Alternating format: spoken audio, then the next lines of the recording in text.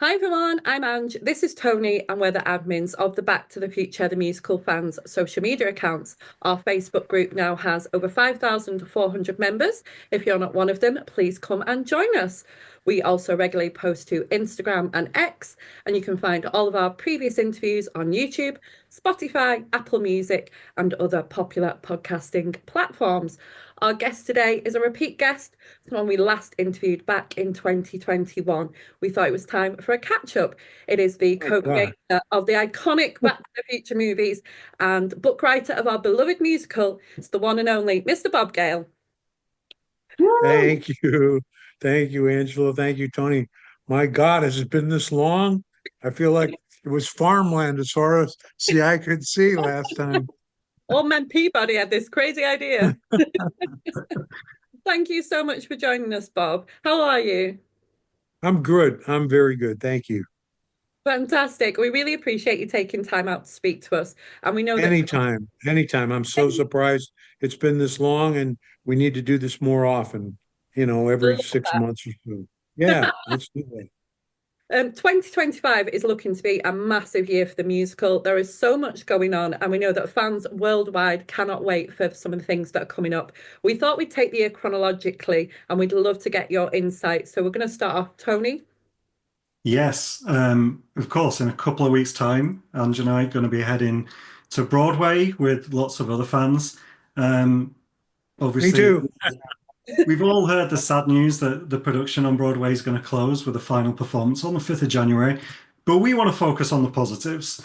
Um, Obviously, the company there has been wowing audiences ever since the show previewed in June last year, and there's been some really memorable events and appearances. So we want to know, what have been some of your personal highlights from Broadway?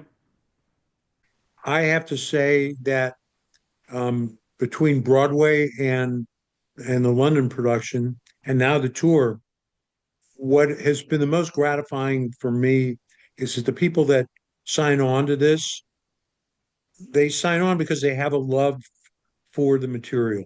They know the movie, or maybe they've seen a production already of the musical, but they really want to be there. So it's more than just a job. They all feel that they are continuing the Back to the Future legacy.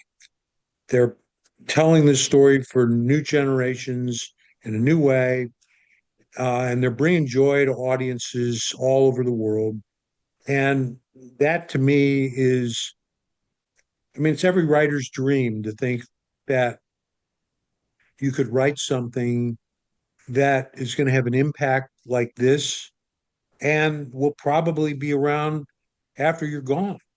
Um, who knows whether there's a life after this one, but let's face it, James M. Barrie and Frank L. Baum, the Peter Pan and Wizard of Oz, these guys, uh, I hope they're, I hope their spirits are somewhere. Charles Dickens looking down on us and thinking, God, that stuff I thought up. Look at that. Yeah, we were sort of reminiscing about some of the moments that we remember from Broadway, and like the fantastic Michael J. Fox Foundation Gala Night, Macy's Thanksgiving Parade. We weren't there for, but you were there. We were watching it, the That recording. was that was incredible. I got to tell you one anecdote that was just so funny because a lot of times um, these things happen, mistakes happen, and there are accidents or whatever. Um, you guys were probably there in London on press night. I think no, it was opening preview night in London, and they forgot to put the fire extinguisher. Do you remember that? Yeah. Uh, yeah, that was so funny. So, for those of you that don't know, I'll tell you this story. Um, Holly and Roger are doing the model scene, and the car catches on fire. And for those of you who've only seen the show on the tour, when we do it in London and we do it in New York, we actually are able to do live fire. We can't do that on the tour due to various varying fire marshal regulations. Anyway, so the car's on fire. Roger goes to get the fire extinguisher, and they forgot to put it where it belongs. So he goes and it's not there, and he's running around. Where's the fire extinguisher? I know there's a fire extinguisher. He's totally in character. Great Scott, I know there's a fire extinguisher. And he's running around, running around. There's got to be a fire extinguisher here. Finally, a stagehand comes running out with the fire extinguisher, hands him the fire extinguisher to a huge round of applause. He puts the fire out, and the show goes with all this applause for him using it. And he never breaks character, nor does Ollie. We actually had a conversation, Rando and Colin and John and I. Did we put that in the show? Should that be a real regular part of the show? We decided not to do that because it's live fire and something could go wrong. Well, in an incident that was a little bit similar to that, one night after Myopia, when Marty goes to Doc's lab, Doc's on the phone having a conversation with Mr. McDonald, and only one half of the flat comes out. And Roger can't see that because it's behind him. The flat that comes out is the side that has the door in it. So Casey knocks on the door. Roger turns around, sees that half of his lab isn't there. And again, they don't break character, but Casey enters and he says, "Doc, where's the rest of your lab?" And Roger says, "I don't know. The movers were supposed to be here with it. Oh, here they come now." And the stagehands push the other flat in there, and Roger calls off, "Your check is in the mail." and then they just start the scene all over again. So it was just great. It's brilliant. We love it. Love live theatre. And it's always extra special for audiences when that happened. I don't know if you remember this one. I think it was the opening preview when Nate as Biff was like opening all the lockers, and one of the locker doors just came off completely. Yeah. And he just remember that. threw it into the wind. Yeah. Yeah. I do remember that. Brilliant, brilliant moments. Our members are always talking about it in the chat, telling us when something has happened that they just love. Yeah, and like I said, a lot of our members are going to be giving it the send off. So we'll see what happens on that final show. I'm sure there's going to be. I'm sure there's going to be stuff that I don't know what's going to happen. It's bittersweet. The good part of it is that we have so many members of the company who've been there from the very beginning, and I fully expect that there will be a lot of the original cast who have left the show who will come back at least for the end of Act 2 because they may be working on another show, to just help give us a send off and revel in the joy that we have brought to over 500,000 people in the Winter Garden Theater. Yeah, what an achievement. Yeah, amazing. When we spoke to you back in June 2021, you said that the dream would be to have a touring production. And so I think we can probably discuss that now and talk about that. It's worth mentioning US audiences, even though Broadway show is closing, US audiences will still be able to catch the show on its North American tour. You've got the amazing Caden Broush and Don Stevenson as Marty and Doc. Venues booked through till August 2025 so far. I've had the privilege of seeing it in a couple of locations. You've been to a few of those. They're great, aren't they? I mean, my God, we've some of the production is scaled down, but the cast is absolutely as good as any cast that we have. I mean, it's spectacular, and like every other show, they have grown from when we first did the previews, the 4 previews in Schenectady back in June, and then I went to Cleveland and saw it there. Then I caught up with the show at the Kennedy Center. My God, the Kennedy Center. I had to go to that, right? I got to see it in St. Louis, my hometown. That was a pick. Oh my God, that theater. I used to go to the movies there when I was a kid. It had been a movie theater like many many of these theaters. So I got to see it there. And then, of course, we just finished a month at the Pantages here in Los Angeles. And I went 7 times while it was here. And my God, the audiences in Los Angeles, I think, have been the best audiences since Manchester. Those Manchester audiences were just beyond belief. But the Los Angeles audiences, they got everything. They laughed at everything. We got laughs and things that never got laughs before. It was amazing. It was Yeah. great. Yeah, I really noticed that. I saw it at the Kennedy Center around the Pantages, and great to see it at the Pantages, like so close to where a lot of the movie was filmed. But you mentioned seeing the show in your hometown. Um, I wanted to mention that was also a special day. It was proclaimed by the mayor of St. Louis it would be Back to the Future Day on September 24th. Yeah. But more And then importantly, the mayor of University City proclaimed it as Bob Gale Day. Like, how was that? Was that a surprise? well, it was a surprise, but it was already night when they did it. So it was like, okay, does this mean that I don't have to pay a speeding ticket? You know, I didn't get a chance. I didn't get a chance to go to a restaurant and say, hey, this is Bob Gale Day?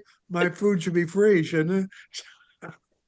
But I've got these wonderful proclamations hanging in my office announcing that. And as I said, I think at the time, if this and $5 will get me a tall uh, pike coffee at Starbucks.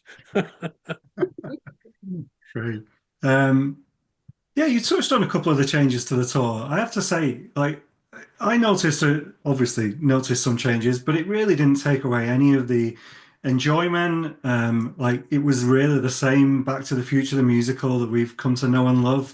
Um, what was the process? Was it mostly like a logistical thing where you were, like the fire and the pyros you just couldn't have? But Yes, yeah. Well, the thing about the fire and the pyro and the sparks that we don't do, every city has different fire laws.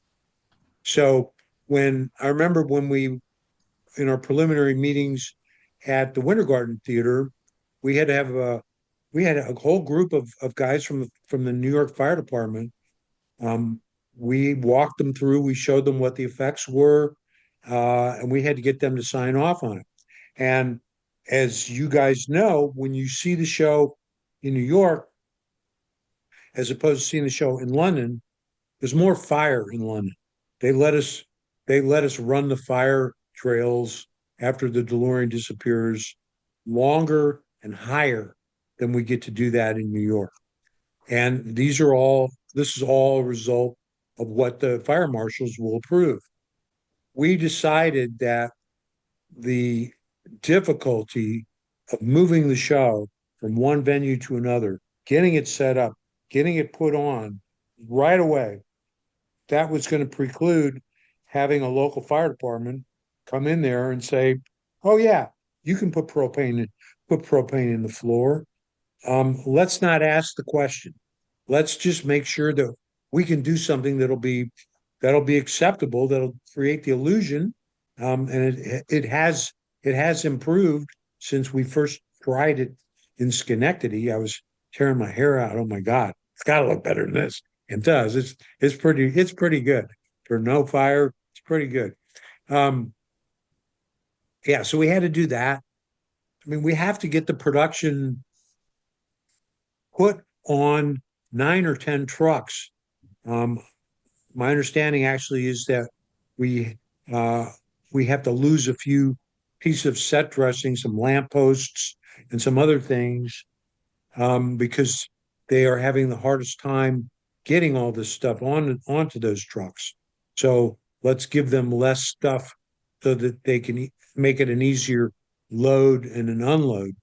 And it is a masterpiece of logistics and engineering because when you see the show on tour, what we do is we have a stage on the stage because and we have this sort of in both New York and London as well.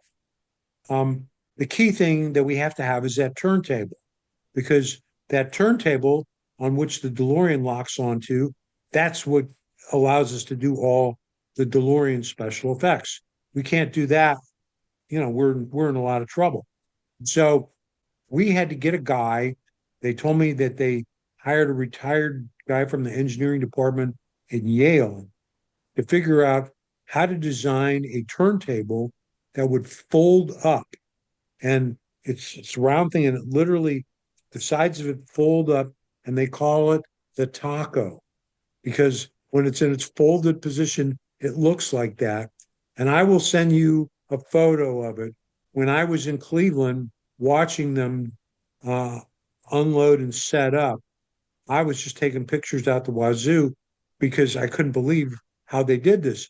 So the floor of the stage, it's like this gigantic jigsaw puzzle. They set this up. The first thing they do is they put the turntable where it needs to be, and they build the rest of the stage around it. And all the marks of where the actors are supposed to stand, where props are supposed to be, they're already on there. The pieces of tape that show that. So if you're watching from the balcony, you can see all that stuff. And they don't have to remark it. So it's all there. And they just put this thing together. And it is absolutely amazing. Some people say, well, why aren't you coming to this city? Why aren't you coming to this city?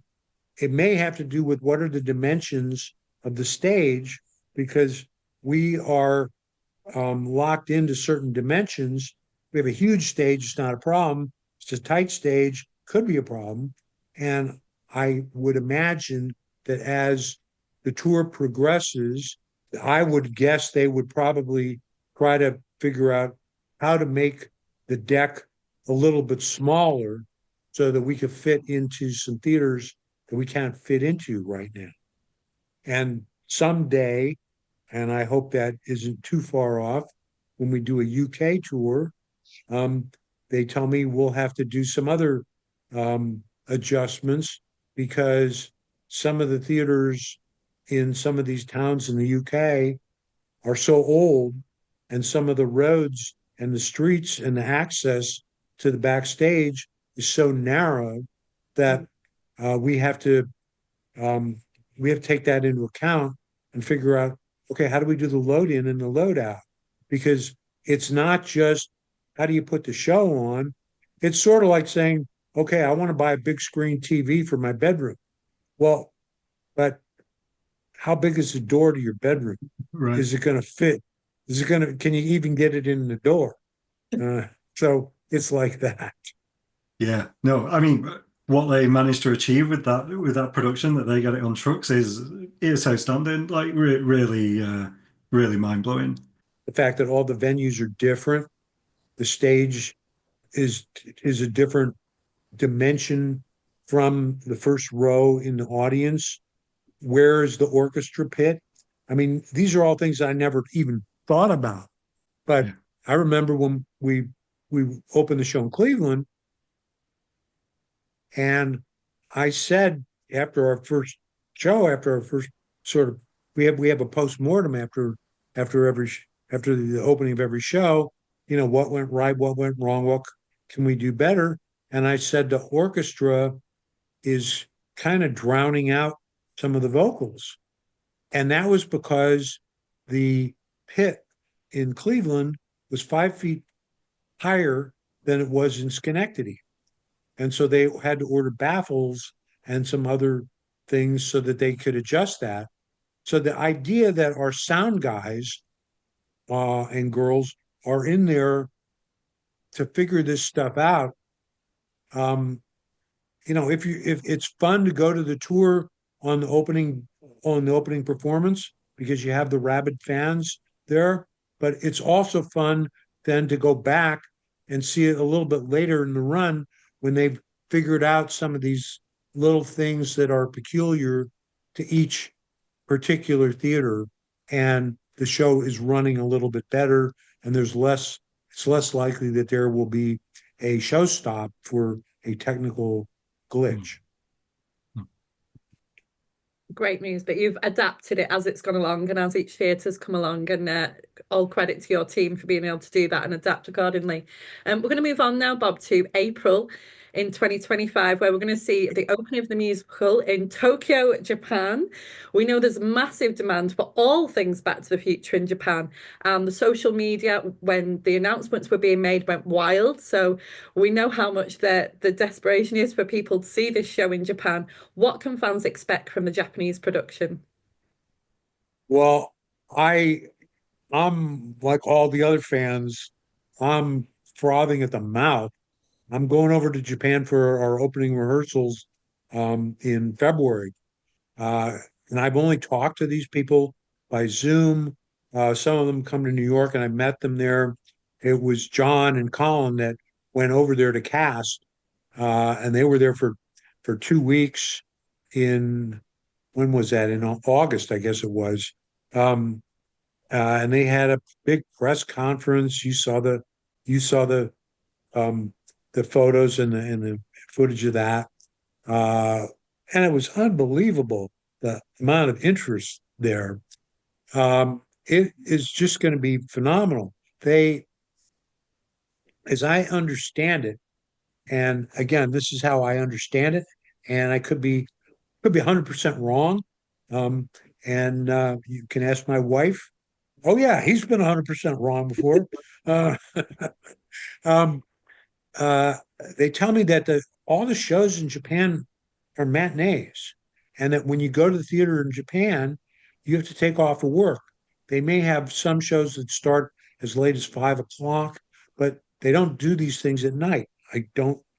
I will be more educated about that when I come back from Japan towards the third or fourth week in February. But um, we have two different casts. I won't say they're separate, but they cast two people. We have two complete casts. They it's not like there's an A cast and a B cast. They they apparently mix everybody up. And there are two major theater companies in Japan. And if you work for one of them, you can only do the shows that that theater company puts on. So we are with the Shiki Theatre Company, and they apparently have some 600 and some odd performers affiliated with them. And I think John saw damn near all of them. uh, so that was quite an experience, he told me, meeting all these people. And yet, they were all familiar with the material, they were all familiar with the movie. And when I saw the videotapes of who we were casting, it was clear that these people were going to be able to do it. Now, there are certain things, for example, that have to be adjusted in the script because the word for destiny and density, they're not going to be the same in Japan. So they have to, I wrote a special script that had highlights and okay, this is what this joke means. This is what you're going to have to do here. This is what you're going to have to do here to do something. And they would come back and they would say, well, for example, we have the joke in uh, in the Western production about Doc referring to his Manhattan Project days. Um, they didn't want us to do that in Japan for obvious reasons. So we don't say that. It says his days in the space program. So there were things that we had to adjust. And for example, uh, there is a there are a paucity of black performers in Japan. So Goldie Wilson is not black. He is, I forget whether he's a high school dropout or whether the pejorative is that he's just a janitor. How could a janitor be the mayor? And it's going to work just fine. But those are little kinds of adjustments, and we'll keep continuing to make those adjustments through the rehearsal process. But they want to make this as spectacular as as we do it in London. So I'm very, very excited to see what their methodology is like. There was a movie about 2 years ago called Drive My Car, which I think you can find online somewhere. And it was about a Japanese theater company putting on the performance of Uncle Vanya. And I learned a lot about how they do things over there just from watching that movie. So this is going to be a great educational experience for me.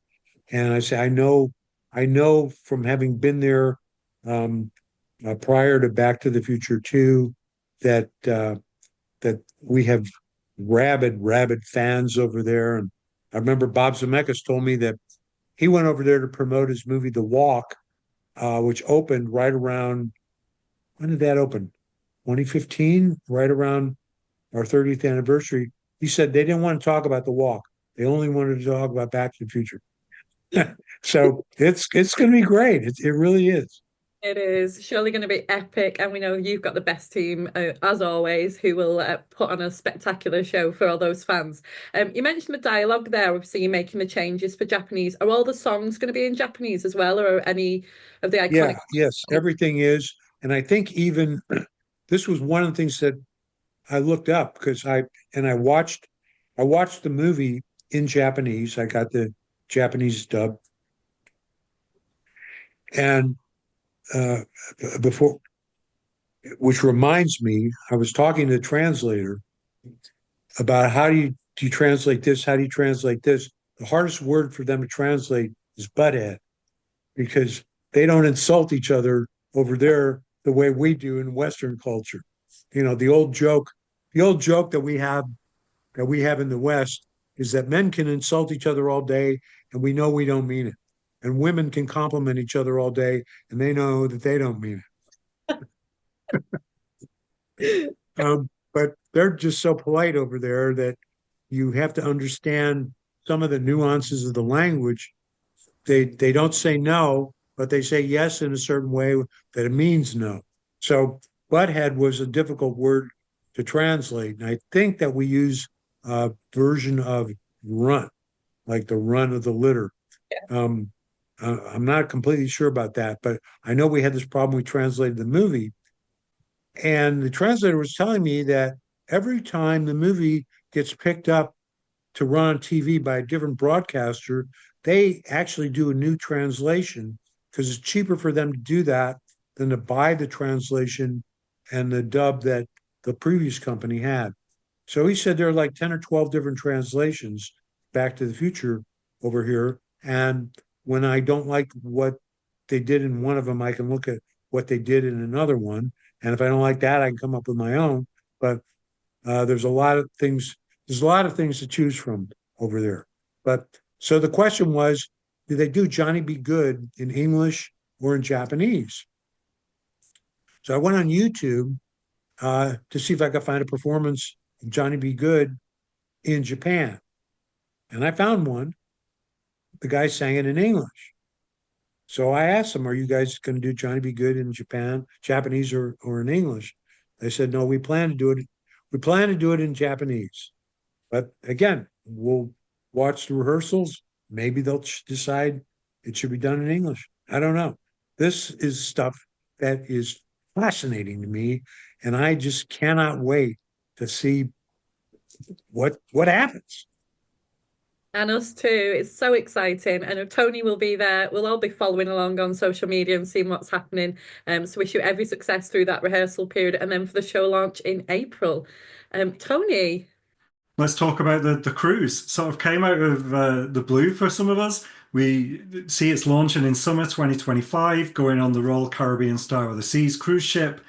We saw some of the audition footage that they released and we spotted some familiar faces. Laura Maloney and Alexander Day from the West End, Taylor Haven Holt and Beth Crandall from Broadway, all involved, all making sure that there's continuity and high standards, consistency with the other productions. What can you tell us about the Royal Caribbean show? What stage is it currently at? Where are they up to? What do you know? We're still doing some casting, but we got most of it cast. I saw some preliminary drawings and concepts for how they were going to do some of the sets. Um, we're making some adjustments. The theater that they have on this ship is totally state of the art. They sent me on a promotional cruise. When was this? About 2 years ago. Uh, to to to wine and dine me, so to speak, to get me to say yes to them doing this, because I was very, very skeptical. Really a cruise? Come on, get out of town. Um, so I took this promotional cruise. It was 2 days from um, Port Canaveral, north of Miami, down to the Bahamas. Anyway, the theater was as beautiful and as comfortable of a theater of anything I've ever been in. They had every technological um, doodad, the lighting, the sound. It was absolutely incredible. They build one of these mega ships every year. So um, we can expect, a very, very high level of technical expertise. Now, the compromise that has to be made putting the show on a ship, they don't, their market research shows that the audience just wants to go, not have an intermission, and go back in. When the show's over, the show's over. If they get out of their seats, they don't necessarily come back. So we had to make some cuts in the show. They were all painful, but we think it's all going to work just fine. The song 21st Century had to be cut because now at the end of the mayhem at school, Marty immediately rushes back to Doc's lab and they check the photo and see that they're in trouble because we don't need the curtain raiser of Act Two to get the audience back in their seats, back ready to have Act Two. It just goes, goes, goes. So the pace of the show that you're going to see on the Royal Caribbean uh, ship, it's going to be a lot faster. Um, a lot of songs we made, we cut some verses, we cut some jokes. We don't have the "Who's President of the United States in 1985" joke. We just have to keep the show moving. Um, I am confident that it's going to be great. And I'm actually really looking forward to seeing how is this show going to play like this? Because further down in the future, when we put this show on in community theaters and in smaller venues, this might be the version that we do. I have no idea yet, but it is Alan Silvestri when he did the Back to the Future in concert version. He remarked to me one day, he said, Bob, this show is bulletproof. We can do all this stuff. We can add score in where there wasn't score in the movie. Because if you go see Back to the Future in concert, you're there to hear a live orchestra. And so we've added music in the first 20 minutes that isn't there in the movie. And it works just fine. It's not like we would go back and do that in the movie, but it works just fine because you're there in a concert venue to hear live music. So the story still works, and the story still works with the cuts that we made for Royal Caribbean. And I'm very excited to see how this all shakes out and how it works and how Tim Hatley, our production designer, works these sets into the theater that is on the ship. They will be doing this show only 4 times a week on this cruise, and the rest of the week, my understanding is they will be doing a different show where the people that are in the ensemble will be the leads, and our leads will be in the ensemble. So everybody gets more of a break than they get when they're doing 8 shows a week on the tour or at the Winter Garden or at the Adelphi. Yeah, that's one I'm not sure whether we'll be able to make it to go and see. I I already get news alerts now in all my social media feeds about cruise ships. I saw that actually the ship that this is going on was a few weeks ago. It was actually put in water for the first time. It's like now on water instead of like on dry land being built. So it's like it's well on its way. But yeah, I'm very curious to hear from people that do go and see it, like what they think of it. When I was on the ship and I was just trying to get an education about how do they do this, they have like gyroscopic control to keep to keep the theater level. And I said, if what happens if there's a storm coming up? What do you do? And they said, well, if it's a minor storm, the captain will do a course correction so that it doesn't interrupt the flow of the show. And if we see that there's a major storm coming, we will just cancel the show and put it on the next night because the audience isn't going anywhere. They're on the show. Okay, Bob, we're on to September in Back to the Future Musical's mega year in 2025, where we're going to see the musical open in the Sydney Lyric Theatre in Australia, which is absolutely mind-blowing news. What's the process? Like you touched on it there that the cruise ship, you were approached by them. Is that the same generally? Are these countries and these theatres approaching the production team going, we'd love you to bring the show to us? Or are you approaching them going, look, we want to bring it to Australia? What is that process? I think that's a Colin Ingram question. I think that, but I think that if you have a theater uh, and you're paying attention to what shows are making money and what shows you think you're going to be able to generate an audience for, I mean, we are very lucky to have a name brand. We announced our US tour even before we opened on Broadway because everybody knew what Back to the Future is. So, and everybody all over the world knows what it is. John Rando, our director, he's directed some shows in China. And even in China, they know what Back to the Future is. They've all seen it, they're all familiar with it.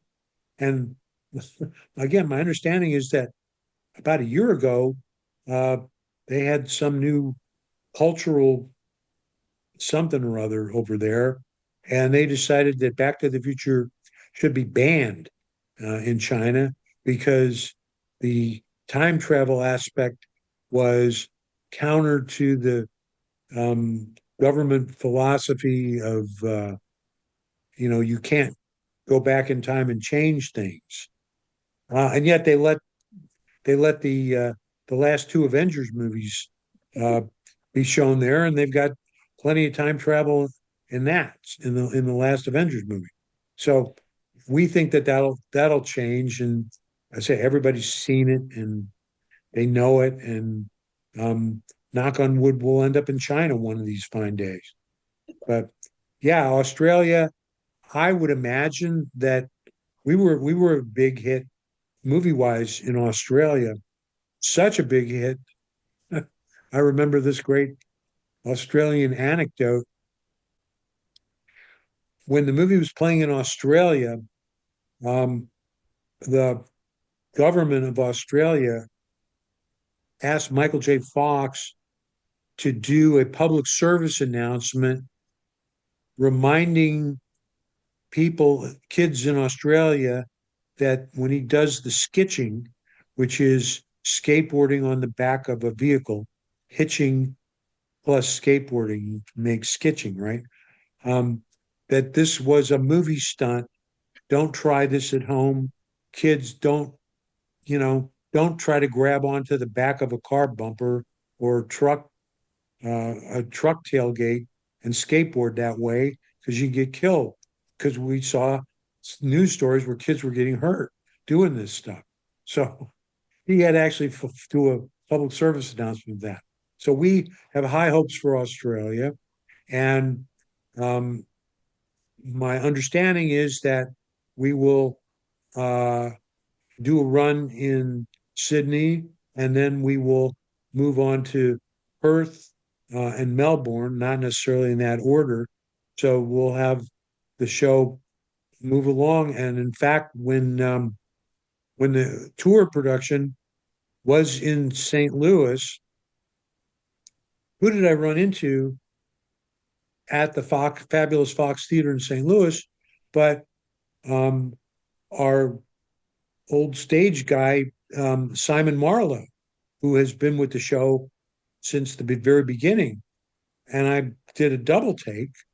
Simon, what are you doing in St. Louis? And he said, Holland sent me over here so that I could actually see how you guys do the tour and figure out what of this we are going to adapt for the Australian production. So the Australian production, my understanding is it'll be more elaborate than what we're doing on the tour, because we will be set in these various venues for a much longer time. And that is really what the key is. Say, if you're going to be in a place for a long time, that allows you to do things. I mean, my God, the Adelphi is so great because we were allowed to do all that stuff in the foyer to bring you into Hill Valley as soon as you walk into the theater. And we have those theme bars. We have the Plutonium bar upstairs, which is one of my favorite places to go. They didn't let us do that at the Winter Garden. They said, no, you can't touch this. You can't do this. Of course, we can't do that on the tour. We are hopeful that we'll be able to get to do at least a little of this in Tokyo, and then maybe we'll be able to do it in Australia. And we've got a multi-year commitment with Royal Caribbean, so knock on wood, we'll be able to do some of that stuff on the cruise. That's fantastic news. And it's always good. We could talk to you all day because everything you're giving us is so fascinating, and it's so great to hear about all the different productions that are going to be on next year. And that was going to be one of my questions, like, will Australia be a replication of Broadway / the West End show? But it sounds like it's going to be a bit of a hybrid between that and the tour, like a bit of a mix. Yes, I don't know yet. I haven't even seen pictures of the theater, and I know that sometimes they'll say, "Well, let's just leave this to Tim Hanley to do this and keep Gale out of it." But then they'll show me the drawings, and I'll say, "Well, why don't you do this and why don't you do that?" And they go, "Oh, that's a really good idea. Why didn't we show you these drawings earlier?" No, that's great. And people here as well. It's going to be moving around Australia. I think people will be very interested to hear that as well. Yeah, They better be. The next one that we read about in the press release for the Royal Caribbean show, there was just a very small mention that there would also be a production opening in Germany Yes, in the that's correct. 2025-2026 season. Are there any more details on that, like dates? I don't have any more details. I don't know when we're going to open there, whether it'll be the end of 25 or it'll be sometime in 2026. I know they're still working out logistics there. I know that American Musical Theater is a big draw to German audiences. And I believe the first place we would go to is Hamburg, but I'm not 100% sure about that. Then again, we would take it around the country. So exactly what that production is going to be like, we're still premature to say what it'll be or even when it'll be, but it will go there. It will absolutely go there. Bob, it would be remiss of us not to return to where it all began here in the UK. Of course, we had a cast change here. I have to say to you, the 24-25 cast are absolutely phenomenal. I am, quite frankly, obsessed with them, as you know. So well done on that front to you and the team. Thank you. Thank you. No, casting, again, because I love to tell anecdotes all the time. And I will tell you a something that George Lucas once said about making a movie. He said the two most important elements in making a movie are the script and the cast. He said you can buy everything else. You can hire everybody else, but you need to get the script as perfect as possible, and you need to find the perfect cast for that script because the wrong player in the movie, in the show, can ruin it. And of course, this is the story of making the movie Back to the Future, where we shot 5.5 weeks with Eric Stoltz, the wrong actor. And had we not replaced him with Michael J. Fox, we would probably not be having this conversation right now. So uh, um, we all take the casting process extremely seriously. And um, the cast is the way that the story is communicated to the audience. And I am always going to the different productions. In fact, after we close the show in New York, I'm flying over to London for 3 days uh, to see the show over there and to hobnob with everybody and just to remind them that I really care about this show and that I'm always paying attention to what they're doing and to let them know that they are part of something that's very, very special to me, very special to everybody, every Back to the Future fan in the world. Um, and I will, I will, I guess, end with this message. People frequently come up to me and they say, "Well, I had some trepidation of coming to see this show because I love the movie so much, and I was worried that I would have a problem with the cast, seeing a different cast be these characters that are all part of my, part of my life now." And then after they see the show, they say, "You know what? That after 8 minutes, that went away. That completely went away."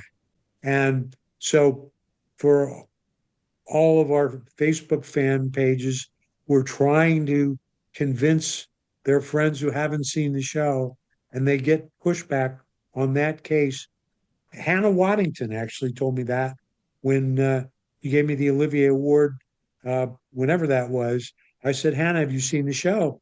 He said, "Well, I know I've been afraid to go see it because I love the movie so much." I said, "Your guarantee that the show is going to be great is my presence, is that my constant presence here to make sure that the show truly captures the spirit of Back to the Future. We're going to put the words, we're going to call this Back to the Future. It has got to be worthy of being called Back to the Future." So that is my ongoing promise to all the fans out there that my involvement is your take it to the bank. That's your guarantee that we're going to give you a true Back to the Future experience. Love that. And we can't echo that enough. And so true. And your words did the job because Hannah, I remember Hannah was at the show. She went and saw the show after She's that. seen it 3 times now. Yeah, There you she's go. seen it three So times. Yeah. sold it to her and it worked. And she clearly loved it because she came back. I will just briefly mention that your new Marty McFly, Vashko Mouse, has been nominated for a What's on Stage Award for Best Professional Debut. When this interview airs, people have just a few days left to vote. So please do get them in for Vashko because it's highly deserved. Bob, next year will obviously be 5 years since the show first opened in the UK, obviously with a bit of a COVID stop in the middle. Is there anything planned at all for that anniversary? Uh, Not yet, but well, yeah, we'll plan something. I mean, it would be great to get the original cast back together because there's nobody original left. Laura, who's now our associate choreographer, she's she's the only one who will perform occasionally, uh, who was who goes all the way back to Manchester. So it would be fun to really get all the people back there that that launched this and made it what it is. We'll keep Now, an this eye is me talking. Nobody's signed off on this, but that's one of my dreams. Well, we've planted the seed that we need something special for that anniversary. Absolutely, absolutely. Yes, 5 years for Back to the Future the musical next year, 40th anniversary for the movie. We got a really good response from your call to fans for photos for the Manchester photos, for the Yes. documentary that was being produced for the making of the musical. Are there any updates there that you can share? Anything tying in with the anniversary next year? The well, that documentary about the making of the musical is terrific. It's took a lot longer to finish than anybody expected. We thought this would be we thought this would be out there by now. But I know that uh, the company that did it, Nacelle, they did the movies that made us and the toys that made us. So you've seen their productions on Netflix. Uh, they're they're out there working it, trying to find a home for it, and I'm sure that will be part of our 40th anniversary celebration. So, yeah, we're working on some other things. I can't tell you what they are yet, but uh, believe me, it's important to everybody, and um, we want to make it as great as possible. Yeah, fantastic. We're all looking forward to celebrating in one way or another. Um, yeah, all of the celebrations, all the anniversaries next year. It's going to be great.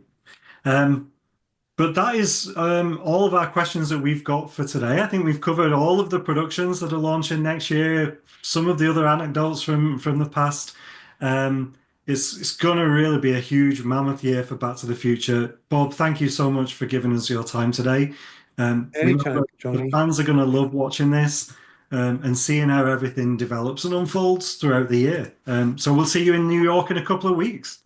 You'll see me in New York, and then we'll do this again. I don't know. Maybe we'll do this.